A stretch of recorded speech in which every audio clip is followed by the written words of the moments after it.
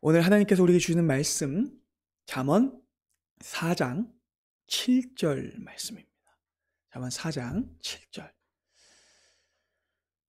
한 절인데요. 한 절이기 때문에 우리 다 같이 합독해서 한 목소리로 읽겠습니다. 지혜가 제일이니 지혜를 얻으라. 내가 얻은 모든 것을 가지고 명철을 얻을지니라. 아멘. 2024년 경건 11조 가이드 마음 특강 네 번째 시간. 오늘 설교의 제목은 지혜를 쉽게 얻으려 하지 말라. 근신하며 부단히 노력하라입니다. 현존하는 세계 최고의 투자자로 불리는 워렌 버핏을 아마 다들 아실 겁니다. 이 사람은 올해 나이가 93세예요. 그런데도 여전히 투자 업계에서 부동의 위치를 차지하고 있죠. 그 뛰어난 안목에 대해서도 여러분 아마 많이 들어보셨을 거예요. 35의 나이에 이미 주식 투자로 백만장자가 되었던 이 사람은 대부분의 투자에 성공했고 그만큼 전설적인 일화도 많이 가지고 있어요. 지금 그가 대표로 있는 버크셔 해서웨이라는 이 회사도 원래는 망해가는 섬유회사였어요. 그런데 지금은 시총이 얼마나 되냐면 여러분 놀라지 마십시오. 1100조가 넘습니다. 어마어마하죠.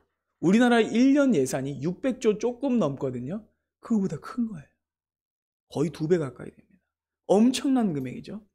이 시장의 흐름을 읽는 워렌 버핏의 안목은요, 정말 믿을 수 없는 지경인데 심지어 그는요, 코로나까지 피해간 걸로 유명해요. 그는 팬데믹이 터지기 직전에 미국 주식이 너무 비싸다고 말하면서 가지고 있는 주식 및 채권을 전부 현금화했어요. 그런데 얼마 뒤에 코로나가 터진 거예요. 그때 전 세계 주식이 폭발해가지고 전부 땅으로 꺼졌는데 버핏은 그 와중에도 자신의 재산인, 또 놀라지 마십시오, 개인 재산인 150조를 전부 다 지켰대요. 어마어마한 일이죠. 버핏은 1956년 100달러로 첫 주식 투자를 한 데 이래로 지금까지도 주식시장 안에서 최고의 권위자로 있습니다. 그렇기 때문에 오늘날 모든 전 세계 투자자들의 우상이 되어 있어요. 근데 여러분, 너무나 아이러니한 사실이 하나 있는데 그것은 뭐냐면 그렇게나 버핏을 좋아하고 추종한다고 하는 투자자들이 정작 자신들이 투자할 때는 버핏이 강조한 투자 원칙은 안 따르고 있다는 사실이에요. 대부분의 사람들은요, 주식을 쉽게 샀다 팔았다 샀다 팔았다 하죠. 그런데 이런 모습은 버핏이 말한 투자 성공의 법칙에 반대되는 행동이거든요. 버핏의 투자 원칙은요, 안 달래지 않는 것이고 조급해하지 않는 거예요. 그런데 우리 주변에 주식 투자한다는 사람들 보면 거의 대부분이 어때요? 안 달래하고 조급해하죠. 어딜 가도 핸드폰을 손에서 놓지 못하고 하루 종일 주식장을 체크하죠. 점심 식사를 할 때도, TV를 볼 때도, 심지어는 화장실에 가서 볼일을 볼 때도 자기 직전까지 주식 어플을 내내 들고 거기에 완전히 매몰된 삶을 살아요. 그렇게 인생 전체를 주식에 사로잡혀 사는 사람들을 보면 너무 안타까운 것 같아요. 그런데 투자 대비 이익을 봤다는 사람은 되게 만나기 어려운 것 같아요.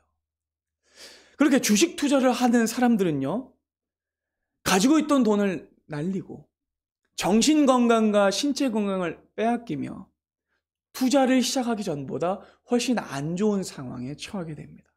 그럼 여러분, 왜 이런 일이 벌어지는 걸까요? 물론 여러 가지 이유가 있겠지만 크게 한 2가지 정도만 말해보면 그냥 간절하기만 해서 그래요. 그냥 조급하기만 해서 그래요.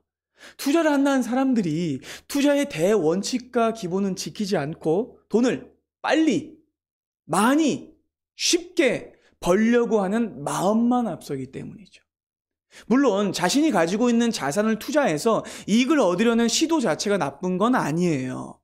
하지만 대부분의 사람들은요, 이 급한 성미와 팔랑거리는 귀, 그리고 쉽게 흔들리는 마음으로 인해 투자에 쉽게 실패하고 맙니다. 또 하나의 중요한 이유가 있는데요. 저는 아마 여기에 해당되는 사람이 더 많은 것 같아요. 그것은 무엇이냐면 주식 투자를 하면 안 되는 사람들이 주식 투자를 하고 있기 때문이에요. 여러분, 사람들은요, 각자 타고난 재능이 다르고요. 잘할 수 있는 사람들도, 잘할 수 있는 일도 다 달라요. 그러니까 어떤 사람은 미술에 재능이 있고, 어떤 사람은 인력 관리하는 데 재능이 있고, 어떤 사람은 단순 노동을 하는 데에 재능이 있어요. 그러니까 어떤 사람은 노래에 재능이 있고, 어떤 사람은 운동에 재능이 있죠. 그런데 놀랍게도 자신이 잘하지도 않고 재능도 없는, 즉 돈의 흐름이나 시장 상황을 읽는 안목이 없는데도 불구하고 투자하는 사람들이 많다는 거죠. 그건 여러분 안 될 일을 하는 거예요. 생각해 보세요. 축구를 내가 좋아하는데 축구만 하면 자책골을 넣어. 그런 사람이 축구 선수 될 수 있어요? 아니죠. 구구단도 못 외우는 사람이 수학 선생님 될 수 있어요? 아니죠. 재능이 없으면, 잘하지 않으면 그 일을 해서 돈을 벌 수 없어요. 사람들은 운동이나 예술 같은 특정 분야는요, 자신이 재능이 없다는 걸 쉽게 인정하고 포기하면서 이상하게 주식만큼은 쉽게 생각하는 사람들이 많아요. 별다른 정보 없어도, 재능이 없어도, 공부를 하지 않아도 시작할 수 있는 게 주식이라고 생각합니다. 하지만 제 생각에는 여러분, 주식 투자도 재능의 영역이에요. 타고나지 않으면 못해요. 워렌 버핏은요, 타고난 투자자인 거예요. 시장의 흐름을 읽는 안목을 타고났어요. 그러니까 그 자리에 있는 겁니다. 그런데 군중 심리에 이끌려서 돈으로 돈을 벌 수 있다니까, 다른 사람들이 다 하니까, 요즘 주식 안 하면 바보 취급받으니까, 월급으로는 집을 살 수 없으니까 일하는 이런저런 이유들을 대면서 자신이 전혀 잘하지 않는 분야인 주식에 사람들은 막대한 돈과 시간을 투자해요. 바로 그렇기 때문에 대부분의 사람들이 주식 투자에 실패하는 겁니다. 여러분, 저는요, 주식 투자도 잘하는 사람이 아니면 하면 안 된다고 생각해요. 모든 사람이 축구 선수를 할 수 없고, 모든 사람이 연예인을 할 수 없듯 모든 사람이 주식 투자를 해서도 안 된다고 생각합니다. 하지만 사람들은 그렇게 생각하지 않는 것 같고 쉽게 투자하고 쉽게 얻으려고 해요. 그러나 여러분, 세상의 그 어떤 것도 쉽게 되는 것은 없습니다. 여러분, 저는 지금 주식 투자 자체를 하지 말라는 말이 아니에요. 주식 투자 할 수도 있죠. 제 말은요, 분명한 자기 본업이 있는데 그 본업이 흔들릴 만큼 하면 안 된다는 거예요. 그러니까 본업에서 번 모든 돈을 주식에 때려박는 건 안 된다는 거예요. 집을 담보로 걸어서 주식을 하면 안 된다는 얘기예요. 가계부 전체가 흔들리는 방식으로 투자를 하면 안 된다는 얘기를 하고 있는 거예요. 만약 그런 식으로 한다면 여러분, 그건요, 투자가 아니에요. 뭡니까? 투기죠. 맞아요. 도박입니다. 그런데 여러분, 이와는 반대로 모든 것을 걸어서 투자해야 하는 무언가가 있습니다. 사람은 반드시 자신의 전부를 걸어서 얻어야 하는 대상이 있어요. 그것은 바로 오늘의 본문이 가르치는 지혜입니다. 본문 7절을 여러분 우리 다 같이 한번 읽어볼까요? 시작. 지혜가 제일이니 지혜를 얻으라. 내가 얻은 모든 것을 가지고 명철을 얻을지니라. 말씀 그대로예요. 여러분, 이 세상에 어떤 것도 지혜보다 가치 있는 것은 없습니다. 사람은 자신에게 있는 시간, 물질, 그리고 모든 능력들을 다 투자해서 반드시 지혜와 명철을 얻어야 해요. 그리고 이 말은요, 누가 했습니까? 부와 명예와 세속적 성공을 남김없이 누려봤던 왕, 누구예요? 솔로몬이 한 말이에요. 그러니 이 말에 너무나 큰 설득력이 있는 것이죠. 그는 이렇게 말합니다. 지혜가 제일이다. 그걸 무조건 얻어라. 네가 얻은 것을 전부 다 팔아서라도 명철과 지혜를 사라 라고 말하는 거예요. 여러분, 하나님께서는요, 세상의 모든 가치를 다 누려봤던 솔로몬 왕의 입을 사용하셔서 진짜 중요한 것이 무엇인지를 자기 백성들에게 가르치시는 거예요. 그래서 잠언은요, 하나님이 솔로몬의 입술을 통해서 자기의 자녀들에게 가르치시는 것이기 때문에 단락마다 어떤 표현이 등장하냐면 내 아들아, 내 자녀야 라는 표현이 등장하는 거예요. 여러분, 정말로 지혜는요, 우리가 인생을 살아감에 있어서 반드시 필요한 인생의 성공 기술입니다. 뭐라고요? 인생의 성공 기술이 지혜입니다. 그러니까 처세술이 인생의 성공 기술이 아니에요. 아첨이 성공 기술이 아니에요. 진정한 인생의 성공 기술은 무엇이라고요? 지혜입니다. 운이 인생을 승리하게 하지 않습니다. 부와 명성이 인생을 승리하게 하지 않습니다. 지혜가 인생을 승리하게 만들어줍니다. 그럼 특별히 지금 우리가 살고 있는 현실은요, 이전보다 더 많은 지혜를 요구하고 있어요. 그렇죠? 포스트 코로나 시대를 삽니다, 우리. 그리고 4차 산업혁명이 시작됐어요. 이제 많은 직업들이 AI로 대체될 것이고, 실업자들은 늘어날 것이며, 산업구조 자체가 완전히 바뀔 거예요. 그런데 여러분, 시장 상황은 또 어때요? 거의 20년째 불경기와 경기 침체를 겪는 중입니다. 과학이 아무리 발달했다고 해도 어느 누구도 미래를 자신하지 못해요. 세계의 동향은 시시각각 변하는 중이고 불확실성은 이전보다 커져가는 중이에요. 여러분 뉴스를 보세요. 우리는 그동안 미국의 이 자동차 시장이 내연차에서 어떤 차로 바뀌었어요? 전기차로 확 바뀐 걸 보고 감탄을 했어요. 막, 어머 테슬라 자동차 가까이 가기만 해도 문이 열려. 문이 옆으로 열리네. 그리고 발만 갖다 대도 문이 닫히네. 이런 걸 보고 우리가 되게 감탄했죠. 근데 여러분 최근 북미 대륙을 덮친 어마어마한 북극 한파로 인해 무슨 일이 일어났어요? 자동차에 시동이 안 걸려요. 난리가 났습니다. 어마어마한 폭설과 한파 때문에 미국 사람들이 패닉에 빠졌어요. 세계 최고의 시총을 가지고 있다는 테슬라가 여러분 이것을 예측했을까요?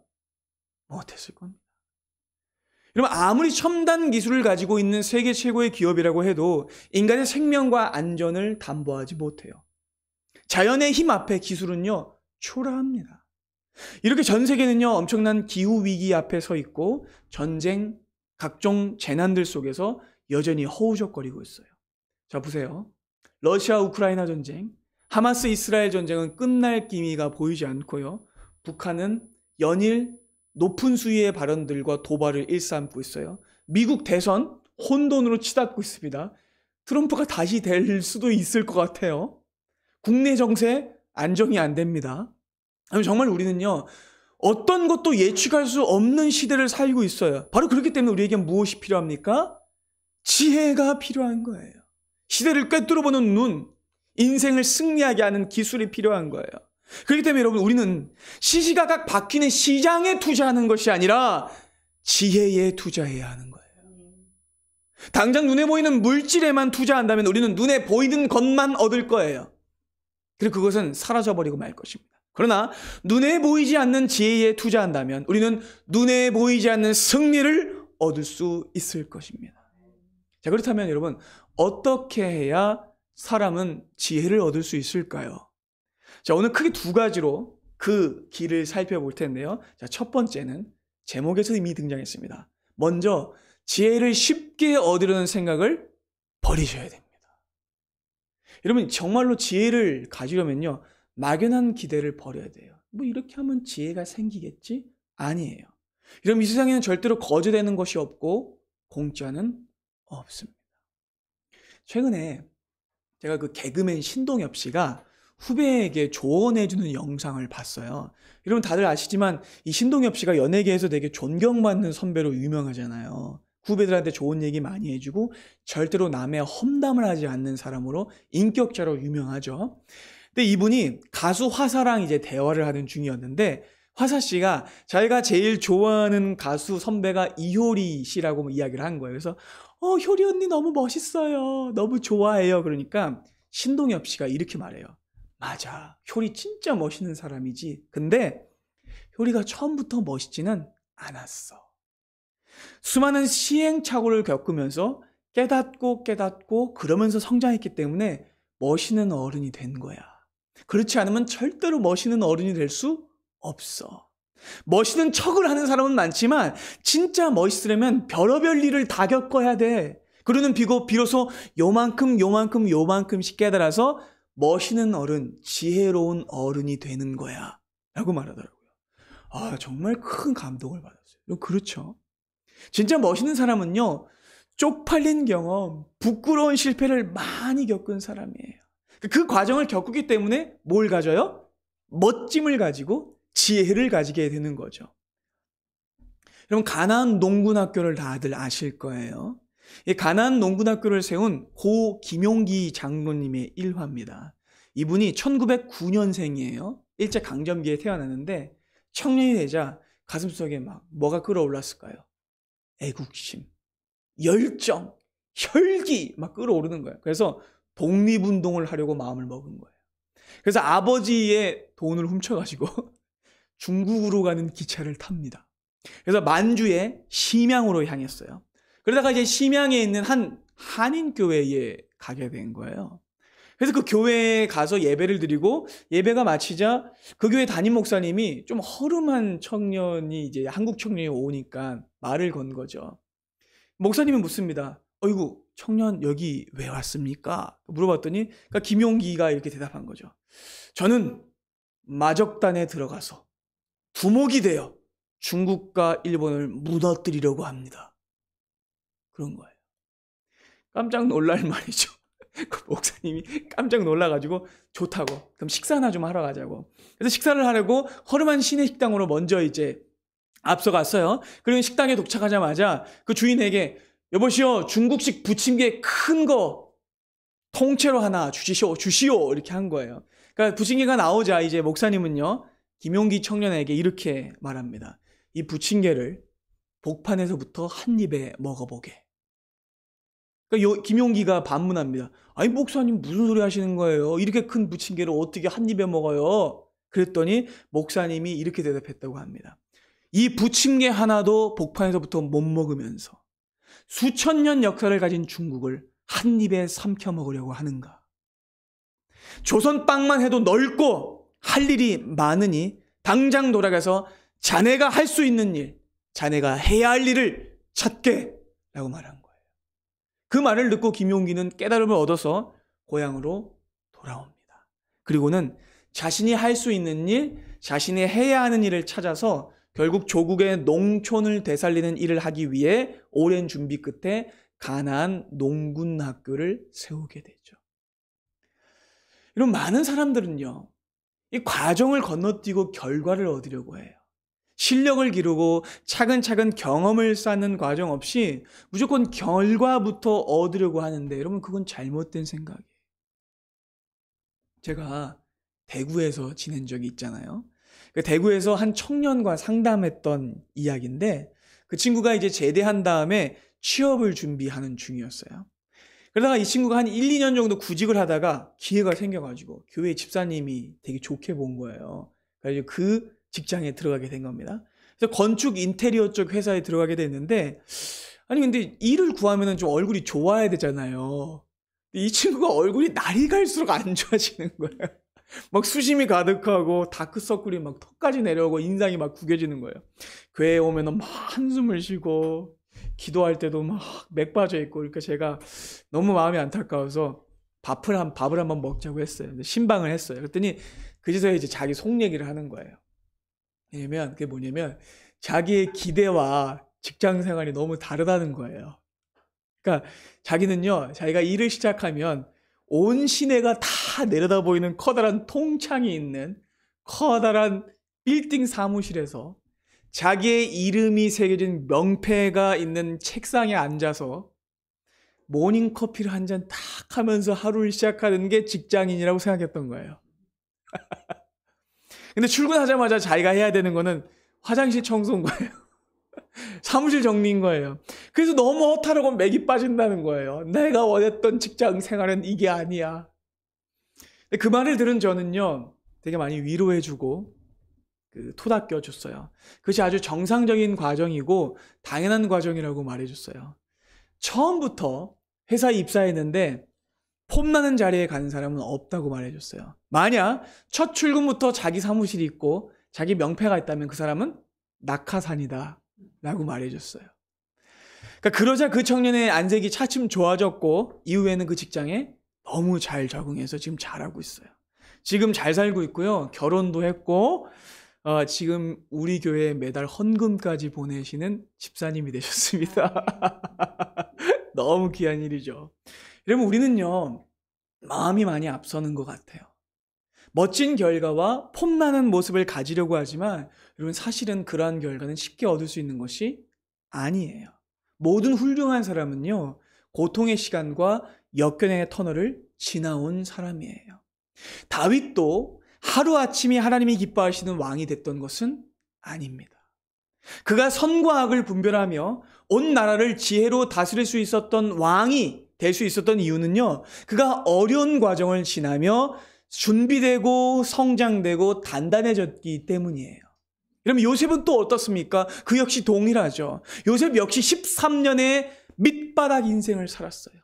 노예의 삶을 살았어요. 물론 이 말은 밑바닥 인생을 살아야만 성공할 수 있다는 말은 아닙니다. 그러나 분명한 것은 그 시간이 그를 성숙하고 단단하게 만들어 주었다는 거예요. 그리고 마침내 그를 멋있고 지혜로운 사람으로 만들어줬다는 거죠. 그 결과 그는요, 결과로 하나님의 형통을 보여주지 않았어요. 그는 무엇으로 보였습니까? 과정으로 하나님의 형통을 보여줍니다. 어려운 과정, 굉장히 험난한 현실에 있었을 때 그는 하나님의 형통이 무엇인지를 자기의 삶으로 보였어요. 그 결과 그는요, 실력을 쌓았고요, 신앙을 쌓았고요, 지혜를 쌓았습니다. 아멘. 그러니까 여러분, 사랑하는 여러분, 잊지 마십시오. 쌓이지 않으면 나오지 않습니다. 인풋이 없으면 아웃풋이 없어요. 그러니 지혜를 쉽게 얻으려고 해서는 안 되는 겁니다. 두 번째입니다. 자, 지혜를 얻기 위해서는요, 근신하며 부단히 노력해야 합니다. 여러분, 지혜를 쉽게 얻으려는 생각을 이제 버렸다면 다음으로요, 지혜를 얻기 위해 모든 것을 쏟아부어야 돼요. 자신이 가진 전부를 걸어야 돼요. 그래야만 지혜를 얻을 수 있어요. 자, 예를 한번 들어보죠. 제가 한 초등학생이 있다고 합시다. 자, 요 앞에 초등학생이 한 친구가 딱 있어요. 근데 초등학생이 제가 물어보는 거야. 너는 꿈이 뭐니? 물어봤더니 아이가 대답하는 거야. 저는 발레리나가 꿈이에요. 멋진 꿈이죠. 기대가 됩니다. 근데 여러분, 그 말을 했다고 해서 그 아이가 발레리나는 아니죠. 말뿐만이 아니라 발레를 충분히 연습하고 익히고 실제로 발레리나가 되어야 발레리나죠. 그리고 또 한 가지 사실은요, 발레리나를 그만두어도 더 이상 발레리나가 아닌 거예요. 그럼 뭐예요? 전 발레리나예요. 깨달으십니까? 여러분, 지혜도 동일해요. 계속해서 지혜를 추구하고 계속해서 지혜 안에 있고 계속해서 지혜를 사랑하고 지혜와 함께 해야만 지혜자라고 할 수 있어요. 아멘. 여러분, 어제 밥 먹었다고 해서 오늘 밥 안 먹을 수 있어요? 무슨 소리예요? 오늘 더 먹어야죠. 오늘 밥을 먹어야 오늘 또 살 수 있어요. 동일합니다. 매일 지혜를 얻어야 계속 지혜로울 수 있습니다.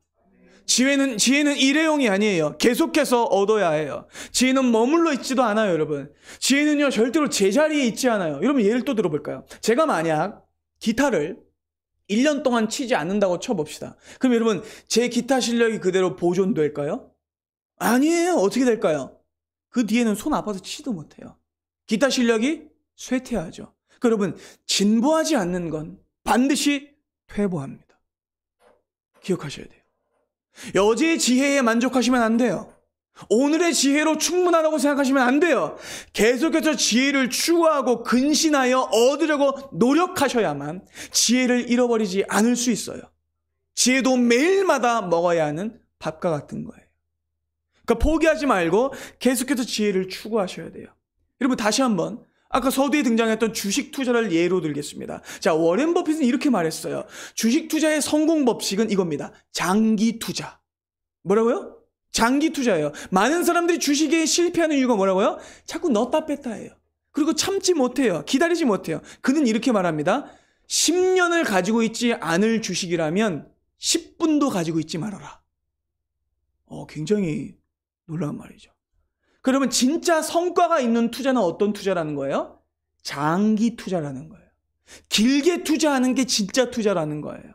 여러분, 저는 이 점 때문에 최근에 이제 주식 광풍과 청년들의 조바심이 저는 안타까운 거예요. 모든 사람이 그런 건 아니지만 대부분의 사람들이 단기간에 성과를 얻으려고 해요. 당장에 내가 원하는 결과가 나타나지 않으면 체념하고 포기해요. 진짜 투자는요, 오래도록 해야만 성과를 볼 수 있어요. 물론 지금이 극도의 침체기이고 경제 침체기인 건 맞습니다. 근데 여러분, 생각해 보세요. 언제 불경기 아닌 적이 있었어요? 그죠? 언제 불경기 아니었어요? 40년 전? 20년 전? 말고 본인의 실력을 갖추지 않고 꾸준한 투자를 하지 않고 다만 상황과 환경이 좋지 않다는 핑계만 대고 원망을 한다면 어떤 것도 얻을 수 없습니다. 1만 시간의 법칙이라는 말을 여러분 너무나 잘 아시죠? 말콤 글래드웨일의 책입니다. 그러니까 한 가지 일의 전문가가 되려면 1만 시간 정도는 투자해야 된다는 거예요. 하루에 3시간씩 10년을 투자해야 됩니다. 하루에 10시간씩 3년을 투자해야 됩니다. 그렇지 않으면 거기에 대해서 전문가가 될 수 없다는 거예요. 여러분 일반 기술과 전문 분야를 통달하는데도 1만 시간이 든다면 그럼 여러분 지혜를 얻는 데는 얼마나 더 긴 시간이 필요할까요? 그렇지 않습니까? 왜요? 지혜가 제일이니까.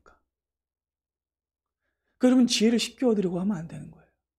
근신하며 부단히 노력해야 되는 거예요. 이번 생은 망했어 라는 말로 막 자주 섞인 말만 하며 나는 망했어 라는 말로 그렇게 스스로를 무시하고 주저앉아 있는 거는요. 지혜롭지 못한 행동이에요. 여러분 생각해 보세요. 성경 안에 등장하는 믿음의 선배 중에 태평성대에 태어난 사람이 누가 있어요? 한번 대보세요 여러분. 누가 있어요? 노아가 그랬습니까? 아브라함이 그랬습니까? 다윗이 그랬습니까? 다니엘이 그랬습니까? 아니요. 모두 다 쇠락기, 침체기, 그리고 망한 시절에 태어난 사람들이. 그렇죠.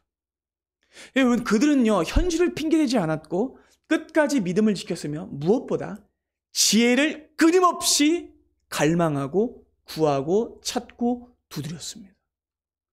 물론 그 과정 중에 유혹과 시련도 있었죠. 그러나 믿음의 선배들은요 그때마다 하나님을 의지하고 더욱 무릎 꿇어 지혜를 구했습니다. 여러분 이스라엘 역사 안에 가장 큰 지혜자를 꼽는다면 솔로몬을 제외하고요. 요셉과 다니엘을 들 수 있을 거예요. 그렇죠? 이 두 사람은요 지혜로 정평을 난 사람들입니다. 그리고 이 요셉과 다니엘은요 공통점이 되게 많아요. 자 보세요. 이 두 사람은요 다 이방 나라 당대 최고의 국가인 애굽과 바벨론의 포로와 노예로 끌려왔던 사람들이에요. 그렇죠? 그런데 그 시련을 겪었음에도 좌절하지 않고 누구만을 바라봤어요? 하나님만을 의지하고 바라봄으로 무엇을 얻었어요? 하나님의 지혜를 얻었고 그 지혜를 얻었을 뿐만 아니라 애굽 전역에서 제일 지혜로운 사람이 됐고 바벨론 전역에서 제일 지혜로운 사람이 됐어요. 여러분 이것이 두 사람의 공통점입니다. 요셉은요 늘 하나님을 의지하는 삶을 살았고 지혜의 근원이신 하나님을 붙잡는 삶을 살았어요. 다니엘도 동일합니다. 그 역시 하나님의 말씀과 하나님의 주권에 삶의 모든 초점을 맞췄어요. 그래서 지혜를 얻을 수 있었던 것이죠. 여러분 다니엘은요 당대 최고의 학문이었던 바벨론 학문을 얻으려고 애쓰지 않았어요. 그것은 단순한 지식이었거든요. 그럼에도 그는요 엄청난 지혜를 얻었습니다. 여러분 그렇다면 다니엘이 지혜를 얻게 된 채널이 어디였어요? 그 통로가 어디였습니까? 바벨론 박사들의 모임이 아니었어요. 여론의 평가가 아니었습니다. 특정 정치인들과의 비밀 회동이 아니었어요. 정보기관이 제공해주는 기밀 문서 같은 것에 있지 않았어요. 그의 지혜의 채널은요 기도였습니다. 그의 지혜의 채널은 하나님의 말씀이었습니다. 다니엘은 그 채널을 놓지 않았어요. 그가 총리의 자리에 임명되어서 속된 말로 세상에서 이룰 것 다 이룬 상황에서도 그는 여전히 하나님만을 의지했어요. 계속해서 하나님의 지혜를 구했기 때문에 그는요 어떤 위기에도 이겨낼 수 있었어요. 여러분 너무나 잘 아시는 사자굴 사건을 아실 겁니다. 다니엘서 6장에는요 다니엘을 시기했던 이 바벨론의 대신들이 그를 찍어내리기 위해서 계략을 세운 사건이 등장하죠. 그러니까 30일 동안이에요. 30일 동안은 바벨론 왕이나 바벨론의 신이 아닌 어떤 신에게도 기도하면 안 되는 거예요. 기도를 하면 바로 사자굴에 던진다는 어명이 내려지게 되죠. 그렇다면 여러분 일반적인 꾀를 가진 사람이라면 여러분 지혜가 아니에요. 여러분 저는 지혜는 최고의 극상에 있는 위치에 있는 겁니다. 꾀와 달라요. 자, 일반적인 꾀를 가진 사람이라면 어떻게 행동할까요? 이 어명이 내려졌을 때 기도를 쉬겠죠. 그렇죠. 기도를 안 할 겁니다. 주님, 좀 지금 제가 형편이 좀 안 좋거든요. 한 달만 좀 기도 쉴게요. 라고 하겠죠. 일반적인 꾀라면. 그리고 우리 집사님 말씀하신 것처럼 몰래 기도하겠죠. 몰래 기도한다거나 소리 내지 않고 기도하지 않은 척하고 기도한다거나 눈 뜨고 기도한다거나 그리고 입을 뒤집어 쓰고 기도한다거나. 근데 여러분, 다니엘은요, 조금 더 두려워하지 않고 하던 대로 합니다. 6장 10절을 보시죠. 다니엘이 이 조서에 왕의 도장이 찍힌 것을 알고도 자기 집에 들어가서는 윗방에 올라가 예루살렘을 향한 창문을 열어요. 와, 놀랍지 않습니까? 다 보라는 거예요. 그리고 그 창문, 자기가 돌아갈 곳, 하나님의 약속이 있는 그 땅을 향해서 기도하는데 어떻게 했어요? 전에 하던 대로 하루 3번씩 무릎을 꿇고 기도하며 그 하나님께 뭐예요? 감사했대요. 여러분, 뭐예요? 감사했어요. 간구라고 하지 않고 감사라고 합니다. 지금도 감사한 거예요. 내가 하나님 앞에 감사할 수 있다는 것이 감사. 그 결과 다니엘은요, 결국 이 자기의 대적들에게 잡혀서 사자굴에 던져지는 형벌을 받게 되죠. 그러나 여러분들은 너무나 잘 알고 계시죠. 다니엘은 사자굴 속에서 안전히 보호받습니다. 그리고 그는 그 과정을 통해 진정한 지혜가 하나님을 의지하는 것임을 또 한 번 증명했어요. 여러분, 지혜는요, 전술이 아니에요. 꾀가 아니에요. 하나님을 의지하는 것이 지혜입니다. 이것이 바로 다니엘이 가진 지혜의 출처였어요. 여러분, 요셉과 다니엘 모두요, 성공을 구하지 않았어요. 이들의 인생을 볼 때 그들 중 어떤 사람도 하나님, 저 총리 되게 해주세요 라고 기도하지 않았어요. 하나님, 저 대단한 권세자가 되게 해주세요, 돈이 많게 해주세요 라고 기도하지 않았습니다. 그들은 그저 하나님께 지혜를 구했죠. 그 결과 하나님이 그들을 인도하셨습니다. 여러분, 유의하십시오. 이 말을 잘못 이해해서 그러면 지혜를 얻으면 세속적 성공을 얻을 수 있으니까 세속적 성공을 얻기 위해서 지혜를 좀 얻어야겠네? 아니요, 그렇지 않습니다. 방금 말한 것들은요, 부수적으로 따라오는 것들이고 하나님이 주신 선물이지 주가 아니에요. 주된 목적이 아닙니다. 그러니 여러분, 다만 지혜만을 얻기 위해 애쓰십시오.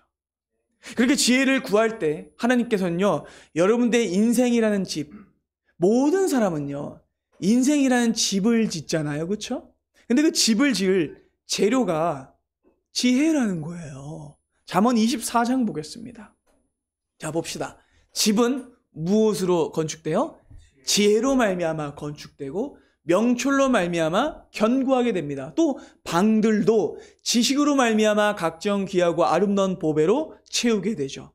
그러니까 지혜 있는 자는 더 강해지고 지식 있는 자는 힘을 더하게 되는데 너는 전략으로 싸우라. 승리는 지략과 지혜가 많음에 있느니라. 그러니까 인생에서 승리하기 위해서는 지혜를 가져야 되는 거예요. 여러분, 우리는 반드시 지혜를 얻어야 하며 그리고 절대로 이 지혜를 뺏기면 안 돼요. 사수해야 합니다. 아멘. 잠언 23장 23절이 또 이렇게 말씀하죠. 뭐라고 하나요?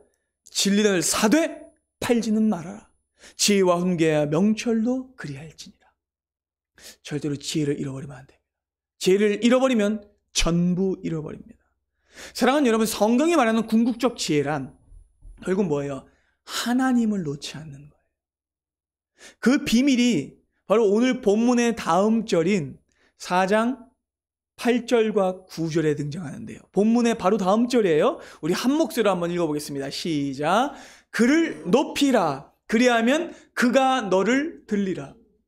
만일 그를 품으면 그가 너를 영화롭게 하리라. 그가 아름다운 관을 내 머리에 두겠고 영화로운 면류관을 내게 주리라 하셨느니라. 여러분 보세요. 7절이 뭐라고 말씀하세요? 오늘 본문인 7절이 지혜가 제일이니 지혜를 얻으라. 내가 얻은 모든 것을 가지고 명철을 얻으라 라고 말했는데 그것을 얻으면 무엇이 지켜준대요? 지혜가 오히려 사람을 지켜준다는 겁니다. 그러니까 하나님을 높이는 것이 지혜를 얻는 유일한 방법이라는 거예요. 하나님을 최고로 높이고 하나님을 최고로 사랑할 때 스스로 으뜸이 되는 것이 아니라, 아멘, 하나님을 으뜸으로 여길 때 하나님께서 무엇을 주신다고요? 지혜를 주신다고요. 그 지혜를 우리 교회의 슬로건으로 설명한다면 그리스도의 분량에 버금가는 지혜를 그때 주신다는 거예요. 아멘. 여러분, 더 놀라운 사실은 그렇게 하나님의 지혜를 찾을 때 그 지혜가 오히려 나를 또 지켜준대요. 자, 본문의 7절의 바로 앞절인 6절을 보겠습니다. 함께 또 읽어볼까요? 시작. 지혜를 버리지 말라. 지혜가 너를 보호하리라. 지혜를 사랑하라. 지혜가 너를 지키리라. 아멘. 여러분들이 하나님의 지혜를 계속해서 찾으면 하나님의 지혜가 여러분들을 지킬 것입니다. 그 놀라운 일이 벌어질 거예요. 그래서 빌립보서 4장 6절과 7절이 이렇게 말씀하시는 거죠. 자, 우리 다 같이 마지막 절인데요. 이 말씀은요, 어제 묵상에도 나와 있는 말씀이에요. 자, 빌립보서 4장 6절 7절 함께 고백합니다.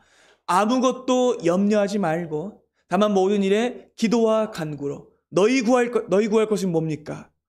지혜입니다. 아멘. 그것을 어떻게 구해요? 감사함으로 하나님께 아뢰라. 다니엘이 했던 것처럼요. 그리하면 모든 지각에 뛰어난 하나님의 평강이 누구 안에서?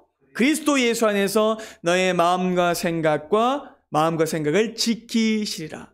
그리 사랑하는 여러분, 하나님의 지혜를 구하셔서 하나님의 지혜인 예수 그리스도께서 여러분을 지키도록 하십시오. 스스로 인생을 지키려고 하면 망할 거예요.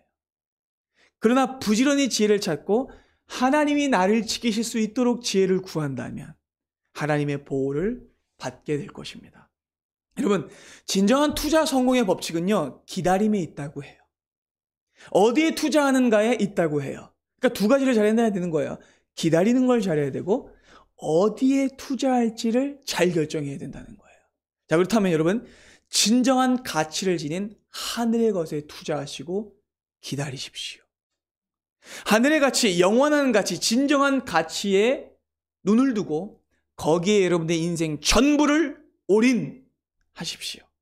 바라기는 새롭게 시작되는 이 한 주 지혜와 계시의 영이신 성령님께 구하며 끈질기게 기다리고 열렬히 사랑할 때 주님께서 그 지혜를 통해 우리를 붙들고 승리하게 하실 것을 믿습니다.